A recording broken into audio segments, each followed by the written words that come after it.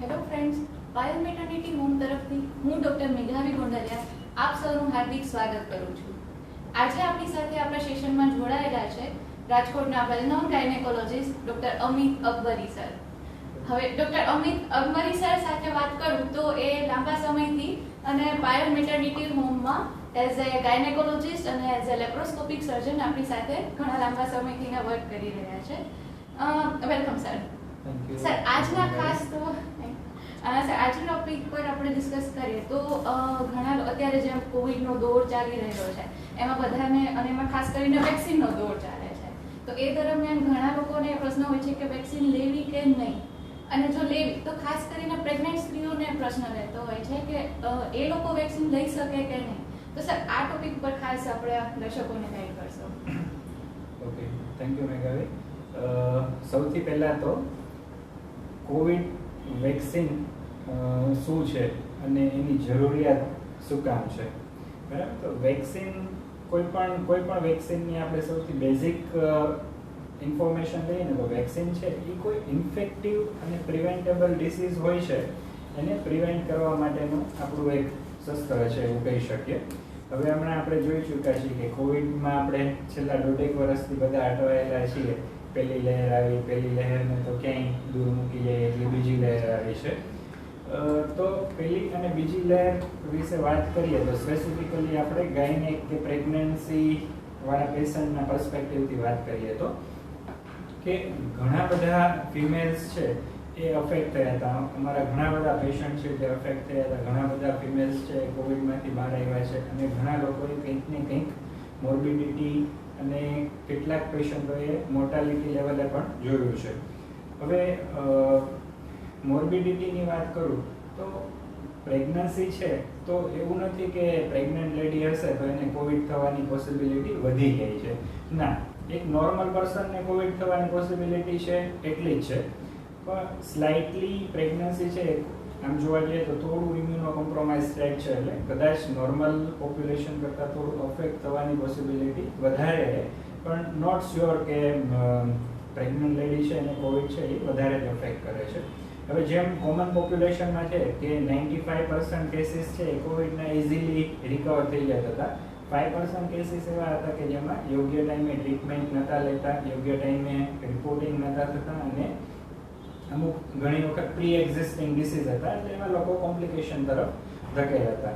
હવે મારી જ અથવા તો મારો જ છેલ્લા 1.5-2 વર્ષનો પ્રેગ્નન્ટ લેડી સાથેનો એક્સપિરિયન્સ કહું તો બહુ બધા પેશન્ટ કોવિડવાળા અમે જોયા છે, જેમાંથી લગભગ 95% ઓફ ધી કેસીસ છે એ ઇઝીલી સરસ રીતે રિકવર થઈ જતા હતા અને મોટાભાગના કેસીસ આમાં એસિમ્પ્ટોમેટિક હતા. હવે 5% કેસીસ એવા હતા કે જેમાં મધરને સિચ્યુએશન વર્સ થવા લાગતી હતી ત્યારે કોઈ પણ લેવલે આઈસીયુમાં કે સારી ઇન્ટેન્સિવિસ્ટ ટીમ પણ એને મેનેજ કરવા ડિફિકલ્ટ જતા હતા, કેમ કે પ્રેગ્નન્સીમાં જોવા જઈએ તો ઘણા બધા શરીરની અંદર ફેરફાર થયા હોય, ઘણા બધા હિમોડાયનેમિકલી ચેન્જીસ થયા હોય, એના લીધે રિકવર થવું એક વખત વર્ષ થયા પછી ઘણું અઘરું પડતું હતું. બીજો એક પર્સનલ એક્સપિરિયન્સ એવો છે કે ઘણી મધર છે પોતે એસિમ્પ્ટોમેટિક હોય કે પોતાને કંઈ નહોતું થતું, એટલે ઘણી વખત આગળની ટ્રીટમેન્ટ આપણે સજેસ્ટ કરતા હતા કે રિપોર્ટિંગ સજેસ્ટ કરતા હતા તો પણ નહોતા જતા અને આફ્ટર 15 દિવસનો એમનો જ્યારનો આઇસોલેશન પીરિયડ પૂરો થતો હતો અને પાછા આવતા હતા ફોલોઅપ માટે ત્યારે કંઈક ને કંઈક કોમ્પ્લિકેશન્સ બાળકોની સાઈડ પણ જોવા મળતા હતા. એટલે બાળકોને પણ સેકન્ડ વેવમાં કોવિડે બહુ અફેક્ટ કર્યા છે. એમાંના કોમન પ્રોબ્લેમ એવા હતા કે બાળકની આસપાસનું જે લાઇકર કે બાળકની આસપાસનું પાણી છે એમાં સડનલી 15 ડેઝની અંદર ઘણો બધો ડ્રાસ્ટિકલી ઘટાડો હોય.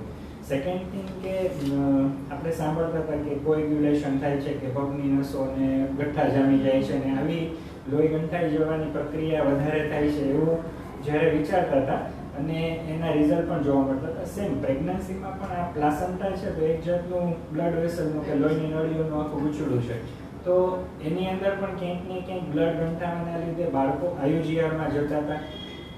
ક્યારેક રેરેસ કેસીસમાં સડન આઈયુએફડી થઈને આવતા હતા. આઈયુએફડી એટલે કે અંદર બાળક પેટની અંદર જ ધબકારા ખરાબ થઈ ગયા હોય. હવે મધરને ઇનિશિયલી 5 મહિના સુધીની પ્રેગ્નન્સી વાળા હોય તો એને કોઈ ફિલિંગ નથી આવવાની, જ્યારે આપણે ચેકઅપ કે સોનોગ્રાફી કરીએ છીએ ત્યારે જ ખ્યાલ આવે છે.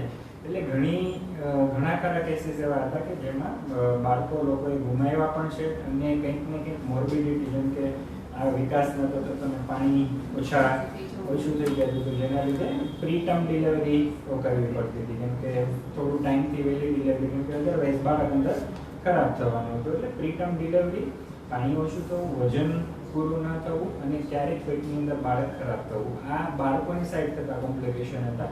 અને જ્યારે મધરની સાઈડ તો કે મેં કીધું કે 95% કોઈ પ્રોબ્લેમ નતા આવતા, પણ 5%માં જ્યારે મોર્ટાલિટી અને મોર્બિડિટી વધવાની ચાલુ થતી હતી ત્યારે બહુ અઘરું થતું હતું. અને ગવર્મેન્ટ હોસ્પિટલના ઘણા ખરા અમારા ડૉક્ટર મિત્રો હતા કે જેમની સાથે અવારનવાર વાત થતી હોય તો એમનું કહેવાનું પણ એવું જ હતું કે એક વખત પ્રેગ્નન્ટ લેડી છે એ વર્ષ થવાની ચાલુ થઈ કે ભાઈ ઓક્સિજનમાંથી બાયપેપમાં કે બાયપેપમાંથી વેન્ટિલેટરમાં કે જેમ ડિસીઝ પ્રોગ્રેસ થતો જાય છે એમ જેમ નોર્મલ લોકો બહાર આવવાની પોસિબિલિટી રહેતી હતી એવું પ્રેગ્નન્ટ લેડીમાં નહોતું રહેતું. કેમ કે પ્રેગ્નન્ટ લેડીમાં મોર્ટાલિટી એક વખત ડિસીઝ વર્ષ થવાથી ખૂબ થતી હતી.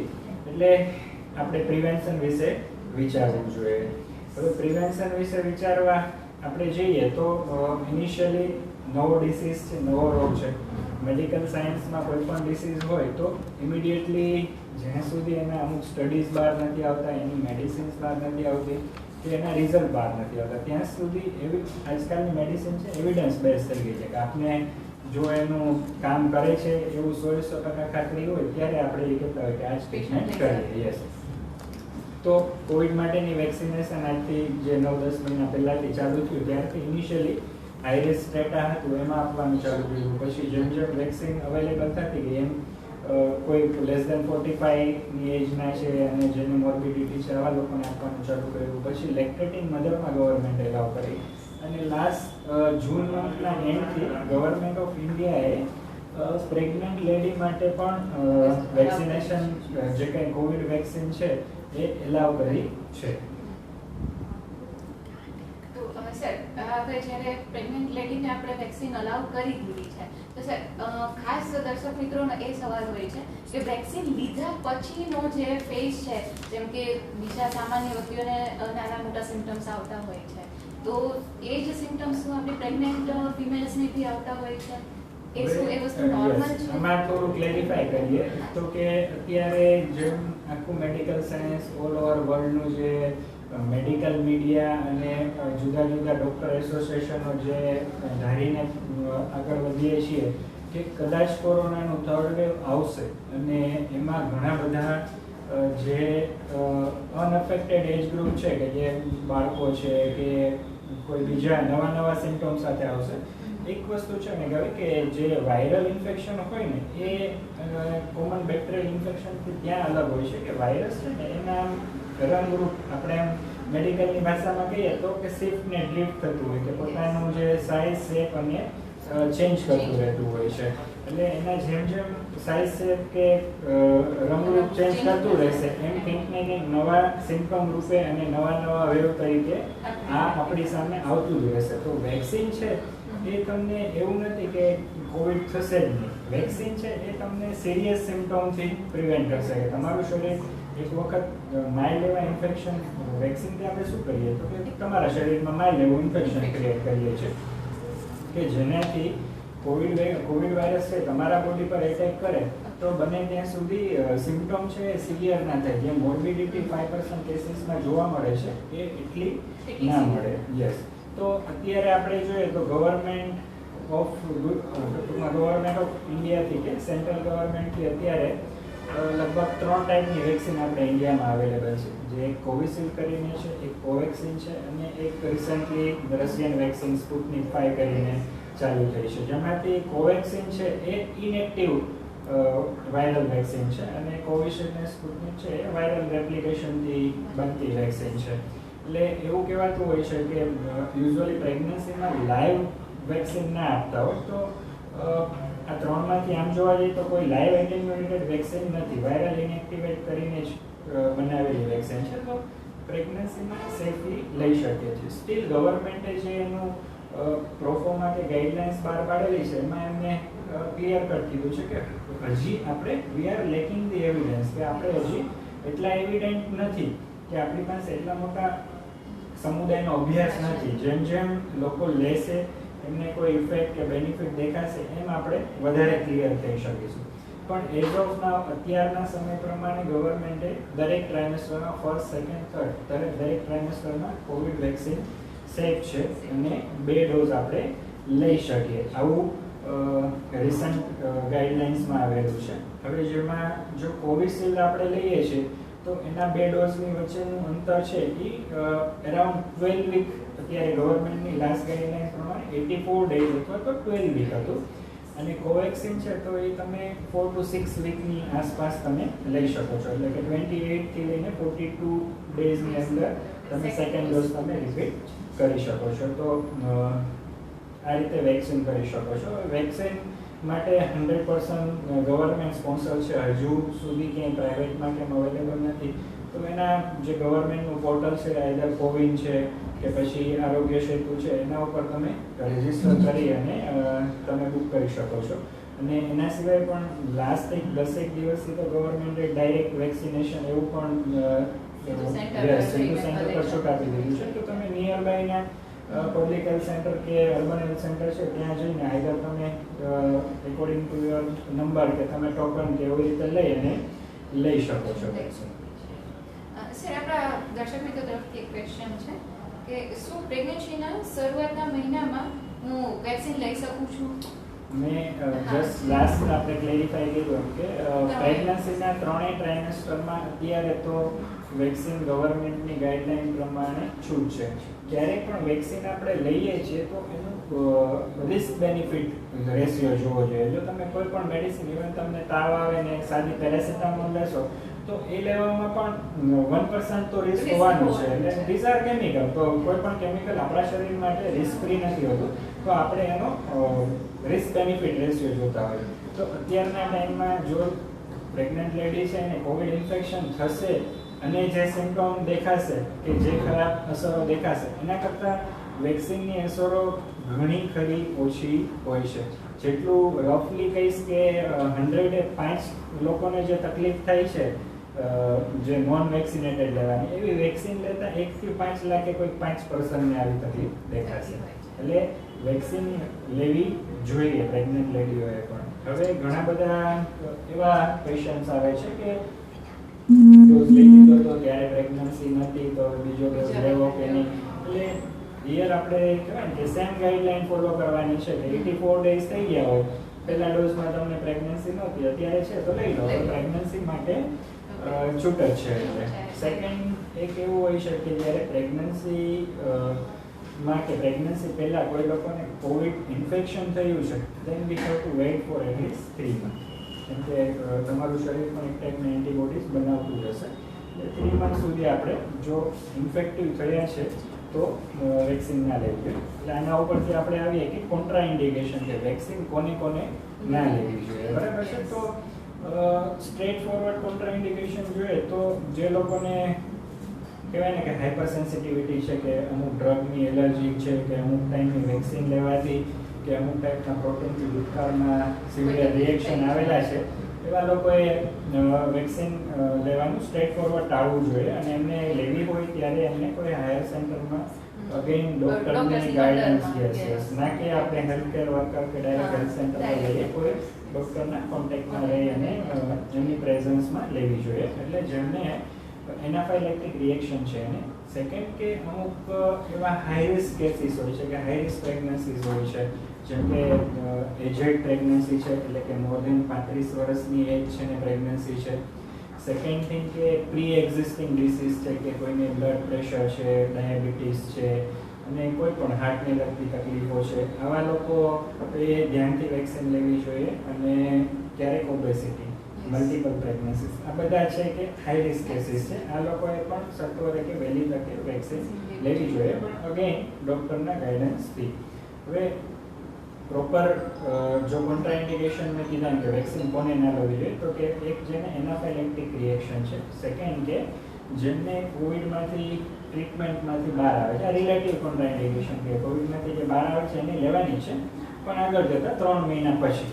અને જે પર્સનને કોવિડની ટ્રીટમેન્ટ વખતે જે એક મોડાલિટી બહુ ફેમસ હતી કે પ્લાઝમા થેરાપી કરીને આપતા હતા. આપણે બીજા કોઈ હેલ્ધી વોલેન્ટિયરનું પ્લાઝમા લઈ અને ઇન્ફેક્ટેડ પેશન્ટને ટ્રીટમેન્ટ માટે આપતા હતા. એટલે જેને પ્લાઝમા ટ્રાન્સફ્યુઝન થયું છે એવા પર્સને 3 મહિના સુધી વેક્સિન લેવાનું ટાળવું જોઈએ. સર એક બીજો પ્રશ્ન છે દર્શક મિત્રોમાં કે શું પ્રેગ્નન્સીની દવા લેતા હોય પ્રેગ્નન્સી રાખવા માટે ત્યારે વેક્સિન લઈ શકાય? અગેન સેમ આપણે જે ડિસ્કશન કરી ચૂક્યા છીએ Yes, છે કે એનાથી કે કોઈ તમારે contraindication કોન્ટ્રાઇન્ડિકેટેડ નથી. નથી, તમારે રિસ્ક બેનિફિટ જોવું જોઈએ. હવે જે પર્સન છે જેમ કે આપણે મેડિકલ પર્સન Yes. છીએ કે આપણે કંઈ પણ ગમે એટલું હમ. કોવિડ હશે કે નહીં હોય, આપણે ઉઠીને કરવાનું ડાયરેક્ટ છે. વર્ક માટે આવવાનું છે, પેશન્ટની વચ્ચે રહેવાનું છે, એટલે હેલ્થકેર વર્કર છે, બેન્કિંગ સ્ટાફ છે, ટીચિંગ સ્ટાફ છે, જે લોકોને રૂટીન ટ્રાન્સપોર્ટેશનમાં જવું પડે છે, એટલે કે પબ્લિક એક્સપોઝર વધારે છે, એ લોકોએ વેક્સિન લેવી જ જોઈએ. અને સર એક બીજું છે મારા મનમાં આવેલો ક્વેશ્ચન છે કે સર કોઈ બી અત્યારે ફિમેલ માનો કે વેક્સિન લે છે તો એવા કયા સિમ્પટમ્સ એના એલાર્મિંગ સિમ્પટમ્સ કહીએ કે એમને તરત જ એમના ડોક્ટરનો કોન્ટેક્ટ કરવો જોઈએ? કોઈ સ્પેસિફિક કરી શકીએ તો? જેમ ગવર્મેન્ટની પણ ગાઈડલાઇન્સ છે કે 20 દિવસ સુધી પ્રેગ્નન્ટ લેડી કે નોન પ્રેગ્નન્ટ લેડી કોઈ પણ પર્સન વેક્સિન લે છે તો એને કંઈક ને કંઈક સિમ્પટમ દેખાતા હોય છે. અમુક માઇલ્ડ કે માઇનર સિમ્પટમ હોય છે, અમુક સિવિયર સિમ્પટમ હોય છે. હવે એક તો કે સાઇટ ઓફ ઇન્જેક્શન, જે ઇન્જેક્શન લઈએ છીએ ત્યાં થોડું ઇરિટેશન થવું, ત્યાં થોડું રેડનેસ કે લાલાશ પડતું ચાટું થવું, ક્યારેક 2 દિવસ તમારો હાથ ભારે રહેવો કે મૂવમેન્ટ કે થોડું કામ કરવામાં આપણે તકલીફ પડવી, આ બેઝિક એવા છે લોકલ કે નાના સિમ્પટમ છે. આના માટે આપણે કોઈ રેફરન્સની કે કંઈ જરૂર નથી હોતી.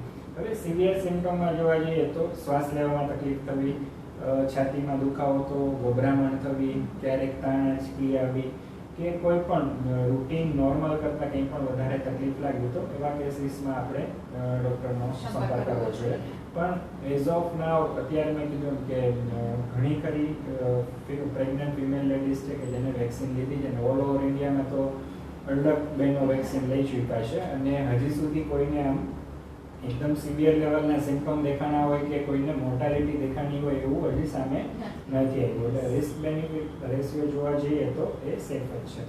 હવે એક પર્સનલી હું એવું કહેતો હોઉં છું કે જ્યારે જેમ પ્રેગ્નન્ટ લેડી માટે પૂછે છે એમ લોકો લેક્ટેટિંગ માટે પણ પૂછતા હોય કે ભાઈ ફીડિંગ કરાવે છે તો વેક્સિન લઈ શકે, તો એ લોકો માટે પણ સેફ છે.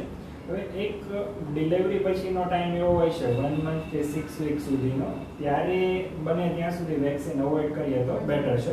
આના વિશે કોઈ પ્રૂફ કે ડેટા અવેલેબલ નથી, પણ પ્રેગ્નન્સી જ્યારે ટર્મિનેટ થાય છે કે ડિલિવરી અને ડિલિવરી દરમિયાન અને ડિલિવરી પછીનું 1 મંથ કે 4 વીકનું જે સ્ટેટ છે એ હાઇપર કોએગ્યુલેબલ સ્ટેટ હોય છે કે ત્યારે કોએગ્યુલેશનની પ્રક્રિયા નેચરલી પણ બોડી વધારે કરતું હોય છે. તો ક્યારેક કોવિડમાં એવું બને છે કે કોએગ્યુલેશન પ્રોફાઇલ અલ્ટર થાય છે, તો બેટર છે કે આ એક 6 વીકનો ટાઈમ એવો છે કે એમાં આપણે અવોઇડ કરીએ. So thank you so much sir, એટલી યુઝફુલ ઇન્ફોર્મેશન અમારા દર્શક મિત્રોની સાથે શેર કરવા માટે. ફ્રેન્ડ્સ, આજનો સેશન આપને કેવો લાગ્યો તે અમને કમેન્ટ્સ કરી અને જરૂરથી જણાવજો. નેક્સ્ટ આવા જ ઇન્ટરેસ્ટિંગ ટોપિકમાં તમે કયો ડિસ્કસ કરવા માંગો છો ટોપિક એ અમને કમેન્ટ્સમાં જણાવજો. અને એક અમારો નંબર બી નોટ કરી લો, એના ઉપર બી તમે અમારો કોન્ટેક્ટ કરી શકો છો. અમારો નંબર છે 8100043000. એક વાર ફરી રિપીટ કરી દઉં છું, 8100043000. અગેન અહીંયા હું હજી આપણા જે માનીતા દર્શક મિત્રો છે એને એક વસ્તુ કહીશ કે જેમ કોમન પબ્લિકને અત્યારે એવી બિલીફ થઈ ગઈ છે કે નહીં કોવિડ હવે પાસ થઈ ગયો છે કે વિકટ થઈ ગયો છે, એવું નથી. એ ગમે ત્યારે પાછું નેક્સ્ટ વેવ તરીકે આવી શકશે અને નેક્સ્ટ વેવ કેવું હશે એ આપણે જાણતા નથી. It's unpredictable thing. જ્યારે પહેલું વેવ આવ્યું હતું ત્યારે આપણે એમ હતું કે હવે તો ગયું, પહેલું કોવિડ ગયું ત્યારે આપણે આવી જ રીતે રોડ રસ્તાઓ ઉપર બિંદાસ લાઈફ જીવતા થઈ ગયા હતા અને સેકન્ડમાં આપણે બહુ જ હાલાકી ભોગવી છે, પણ સ્ટીલ એ બધું ભૂલીને પણ અત્યારે પબ્લિક ફરીથી આજે અત્યારે એવી નોર્મલ અથવા તો નોર્મલ કરતાં પણ જે કહે ને કે કોવિડ માટે હાઈ રિસ્ક એવી લાઈફ જીવવા લાગ્યા છે.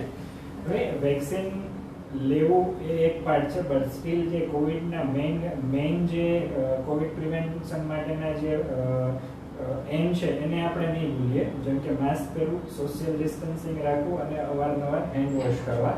આ 3 વસ્તુઓ છે એ પ્રિવેન્શન માટે છે, એ વેક્સિન લીધા પછી પણ આપણે કન્ટિન્યુ રાખવાની છે. Thank you.